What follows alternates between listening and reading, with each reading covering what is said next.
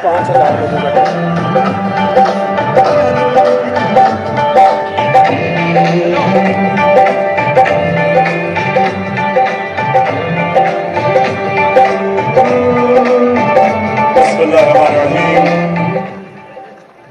बिस्मिल्लाहिर्रहमानिर्रहीम।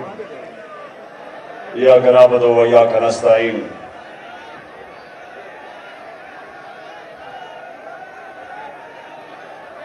पिंडी के ओहदेदारों, आराम से बैठ जाओ। बड़ी जरूरी बात करनी है मैंने आपसे। आराम से बैठ जाओ।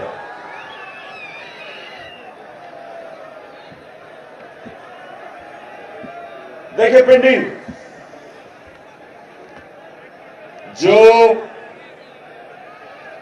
25 मई को, थोड़ी खामोशी, 25 मई को जो मैं जिस तरह का अवाम का समुंदर पिंडी से आना था वो नहीं आया। जो मैं अपने पिंडी के टाइगरों से उम्मीद लगा के बैठा था, मुझे अफसोस से कहना पड़ता है कि उस तरह मेरी पिंडी की टीम नहीं निकली। और मैं आप उसको वजह बताता हूं, और इसके बाद जब मैं खत्म करूंगा मैंने भी आपसे एक ओहद लेना है।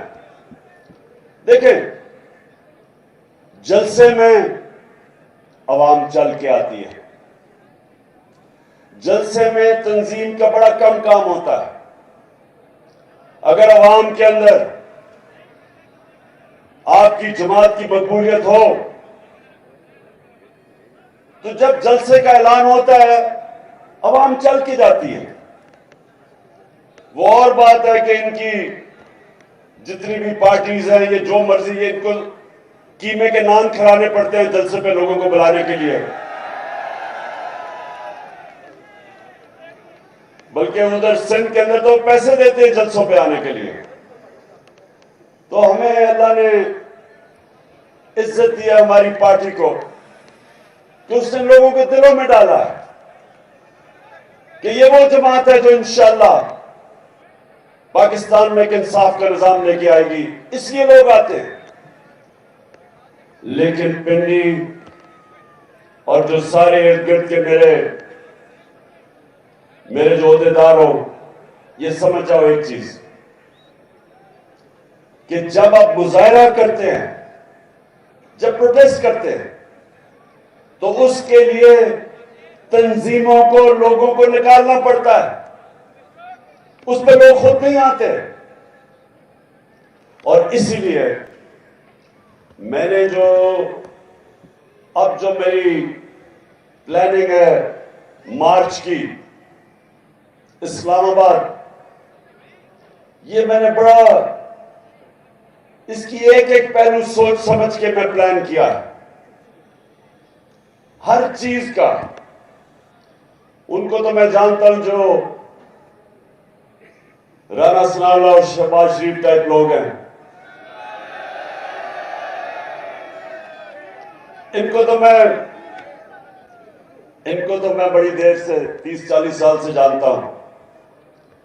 जो बुज़दिल लोग होते हैं, ये याद रखें, मेरी तहरीक इंसाफ के नौजवानों, एक चीज याद रखो, जितना बुज़दिल आदमी होता है उतना जालिम होता है।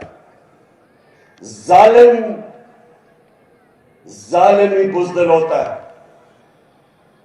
दिलेर लोग जुल्म नहीं करते क्योंकि उनको एतमाद होता है अपने ऊपर।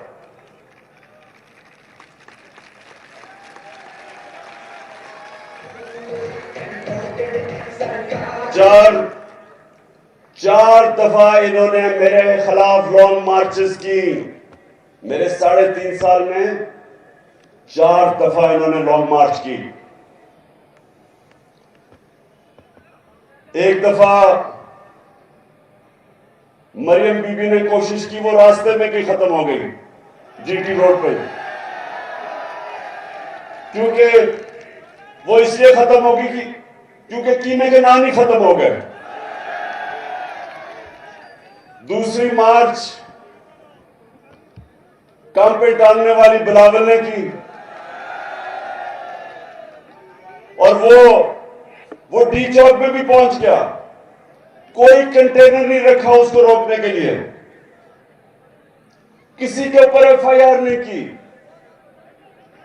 और 2 दफा मार्च की डीजल साहब ने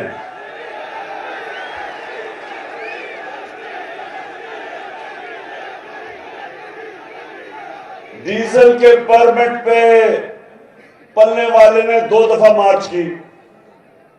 पूछे, पुलिस है, यहां पुलिस पिंडी की भी है, इस्लामाबाद की, पूछे कोई हमने उनको रोकने की कोशिश की? बल्कि मैंने तो डीजल साहब को कहा कि अगर खाने पीने की जरूरत है हम वो पहुंचा देंगे आपके पास, क्योंकि पिंडी हमें किसी से खौफ नहीं, क्योंकि अवाम हमारे साथ है, हमें किसी से डर नहीं है। लेकिन इनको हमारे से डर है। जब भी मैं मार्च का नाम लेता हूं तो काम पे टांगनी शुरू हो जाती है।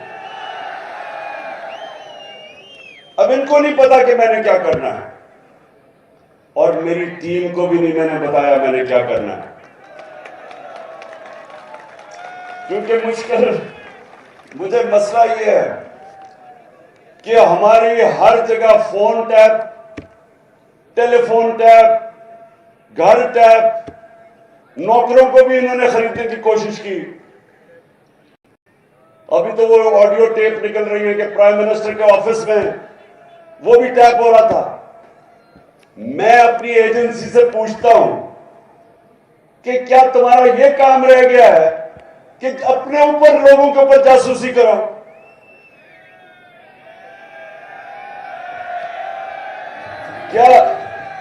क्या आपका यह काम रह गया है कि जोड़ तोड़ करो कि किसको अब लेके आना और किसको गिराना है?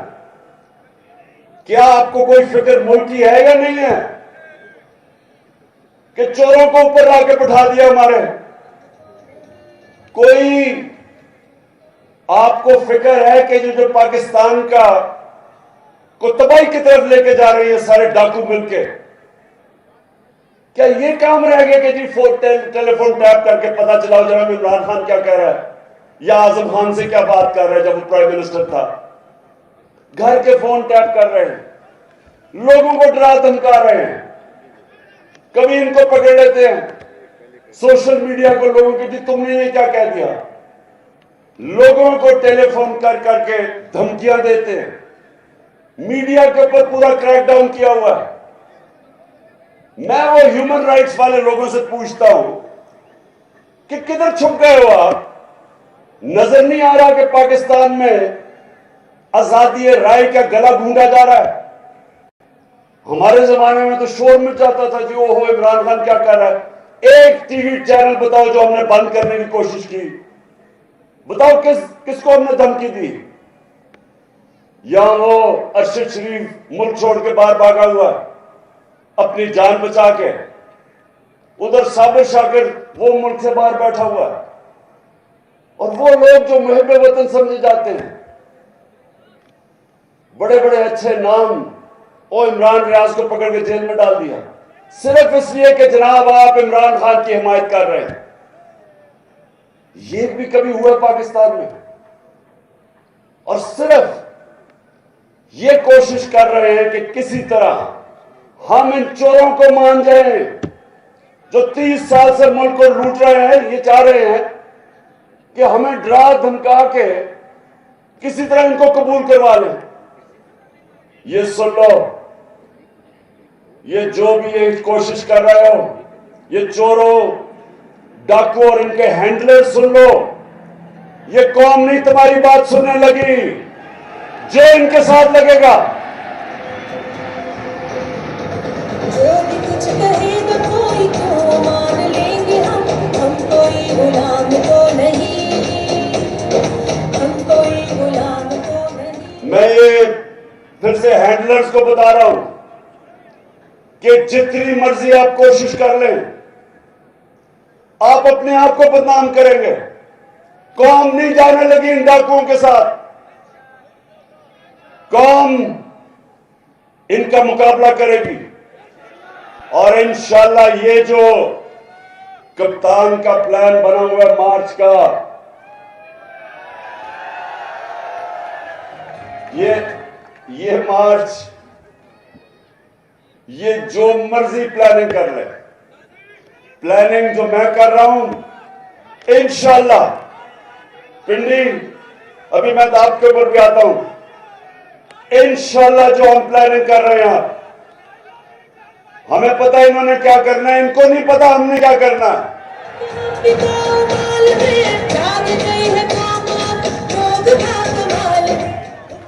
अब अच्छा पिंडी में भी तो आपको जो आज मैंने आप सबको अहदेदारों को इकट्ठा किया है, मैंने भी आपकी ड्यूटीज लगानी है। उससे पहले आपने देखा होगा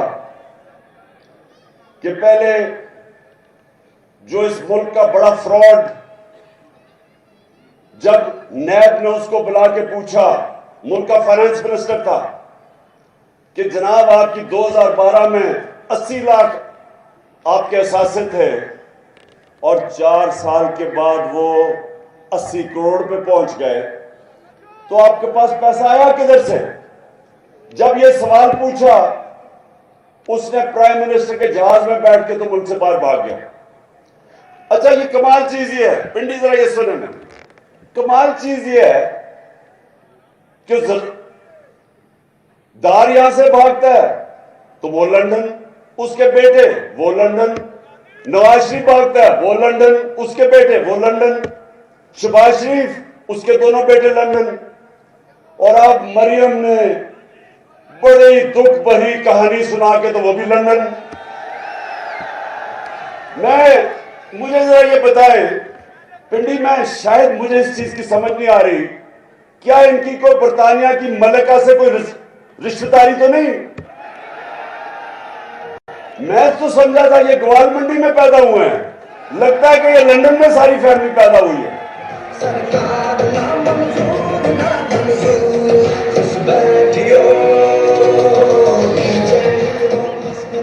और मजेदार बात यह है कि वो जनाब लंदन में बैठ के अभी बाप बेटी ने प्रेस कॉन्फ्रेंस की है कि जी हमारे से बहुत बड़ा जुल्म हो गया, हमें जनाब हमारे पे नाजायज केसेस हो गए, हमारे से जी इंतकामी कार्रवाई ली गई। तो मैं इनसे सवाल पूछता हूं कि इसका मतलब आप समझते हैं कि हमारी अदलिया ने गलत फैसला किया था?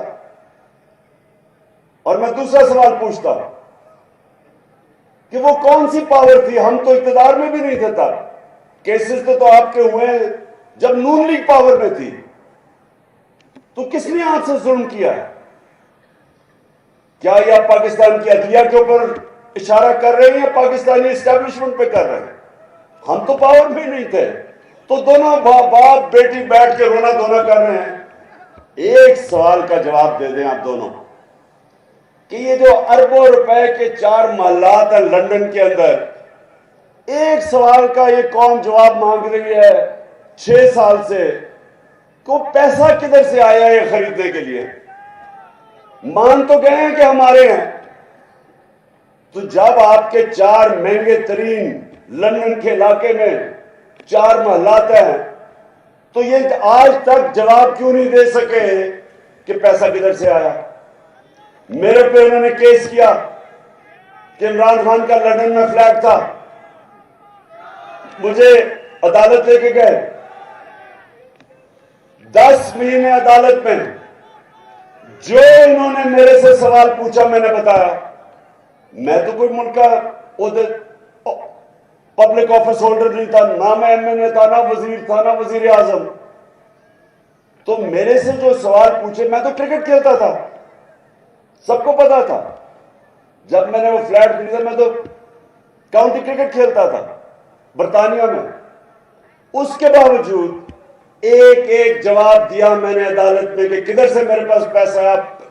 खरीदा कब, बेचा कब, पाकिस्तान पैसा बैंकों के जरिए लेके आया।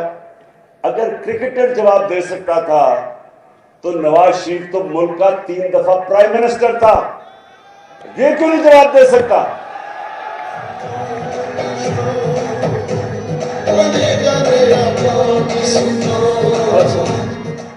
अच्छा तो आप वहां बैठ के ओहो बड़ा जुल्म हो गया तुम्हारे से, और कह रही है कि मैं बेकसूर, क्योंकि अदालत में मैं बरी होगी, मैं बेकसूर हूं। बीबी वो तो अभी जरदारी भी बरी होने वाला है, कानून तो आपने बनाए हैं, इसमें तो किसी ने पकड़ा ही नहीं जाना। इसका मतलब आसिफ जरदारी, जिसको 2 दफा इन्होंने जेल में डाला था नवाज शरीफ ने, तब तो बड़ा करप्ट आदमी था, तो अब वो बरी होगा तो वो बेकसूर हो जाएगा, इसका मतलब गलत जेल में डाला था। बरी होना पाकिस्तान में, सुन लो पिंडी, और इसलिए मैं आपको मार्च की तैयारी क्यों करवा रहा हूं।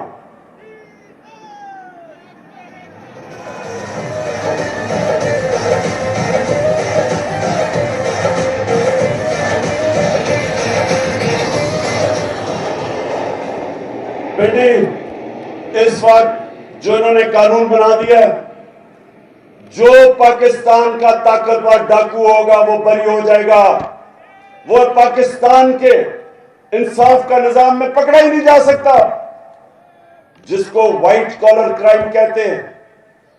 इन्होंने नैब के अंदर वो तब्दीलियां कर दी हैं कि आज मैं ताकतवर हूं, मैं पैसा चोरी करूं पाकिस्तान से, हुंडी वाले से बाहर भिजवा दूं, कोई मुझे नहीं पकड़ सकता।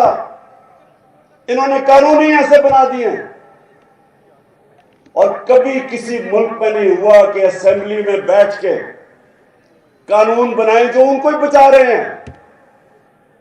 हर कानून बचाया कि इसके जो अमेंडमेंट किया नैब में, उसमें किसी में जरदारी बच रहा है, किसी में नवाज शरीफ, किसी में शायद खाकान अब्बासी, किसी में जो बाकी इनके सारे हैं।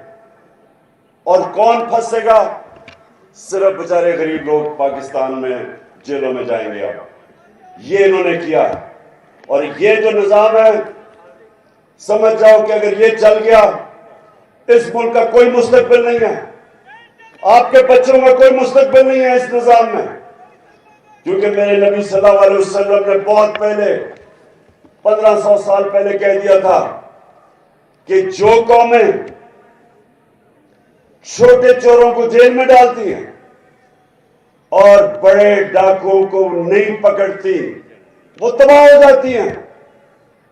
ये मेरे नबी ने 1500 साल पहले कहा था कि जो कौमें कानून नहीं कायम कर सकती, इंसाफ नहीं कर सकती, जेल जिस कौम में सिर्फ गरीब लोगों से भरे हों और ताकतवर डाकू सारे लंदन में बैठ के याशियां करें और मुल्क में वापस आए, हुकूमत करें, लूटे और फिर बार बार जाएं, उस मुल्क का कोई मुस्तकबिल नहीं है।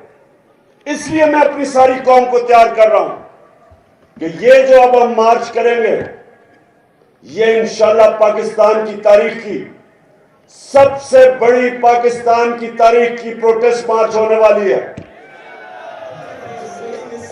ये हम अपने आइन और कानून के बीच में रहेंगे। हमारा हक है पुरअमन एहतजाज, पुरअमन एहतजाज होगा, और इंशाअल्लाह ये जो इस बारी हम इस्लामाबाद की तरफ आएंगे, राना सनाला, तुम और शहबाज शरीफ उल्टे भी लटक जाओ, कुछ नहीं कर सकोगे।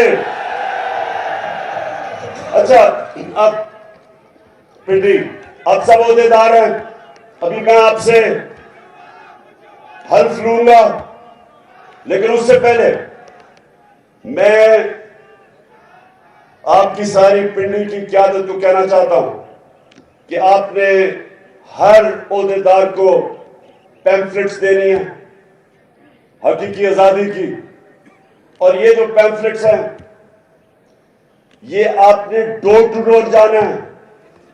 आप सबने मेरे से वादा करना है कि आपने हर यूनियन काउंसिल में एक घर नहीं जो आपने नहीं छोड़ना, घरों में जाके अपने पैम्फलेट बांधनी है और आपने वहां लोगों को बताना है कि ये हम अपने मुल्क के मुस्तकबिल की पॉलिटिक्स नहीं कर रहे हैं, जहाद कर रहे हैं, मुल्क को आजाद करने की जहाद कर रहे हैं।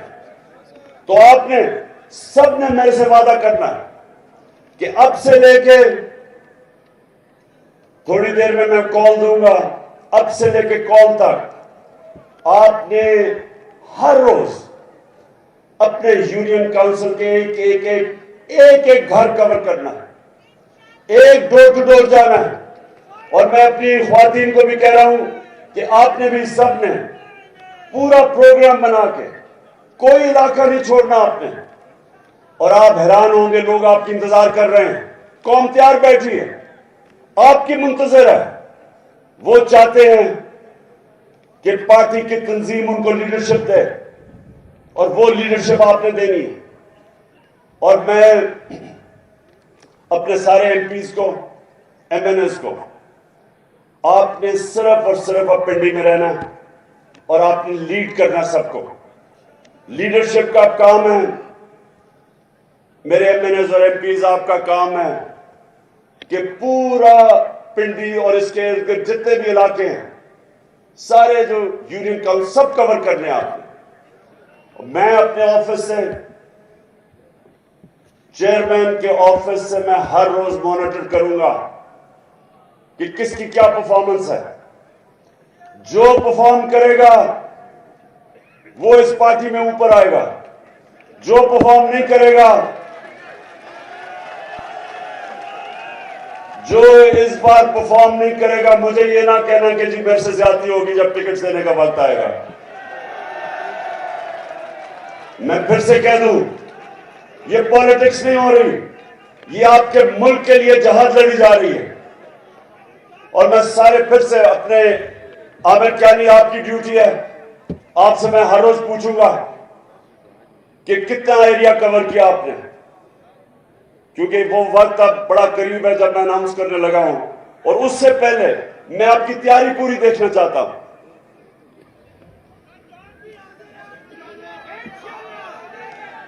अभी तक मुझे इंशाल्लाह आपकी जानों की जरूरत नहीं पड़ेगी, आपकी मेहनत की जरूरत पड़ेगी, सबने मेहनत करनी है। और सिर्फ अब हम एक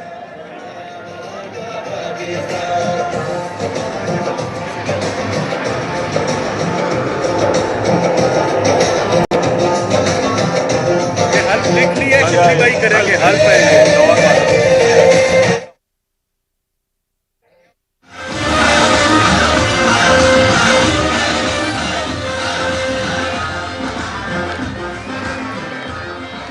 अच्छा जी, आप सारे खड़े हो जाएं, क्योंकि अब एक पहले आपने हल्फ लिया था तंजीम का, अब आप मेरे साथ हल्फ ले रहे हैं, जो हम अब जहाद लड़ने जा रहे हैं।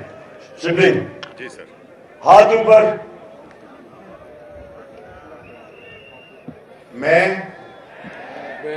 अल्लाह को हाजिर नाजिर जानकर, अल्लाह को हाजिर नाजिर जान के ये हल्फ उठाता हूँ ये हल्फ उठाता हूँ कि मैं पाकिस्तान के आईन की मैं पाकिस्तान के आईन की हमेशा पासदारी करूँगा, हमेशा पासदारी करूंगा। और ये कि मैं इस हकीकी आज़ादी के लिए, इस हकीकी आजादी के लिए अपने लीडर इमरान खान के साथ इस जहाद में उस वक्त तक खड़ा रहूंगा जब तक हकीकी आज़ादी हासिल नहीं कर लेते। हकीकी आजादी हासिल नहीं कर सकते।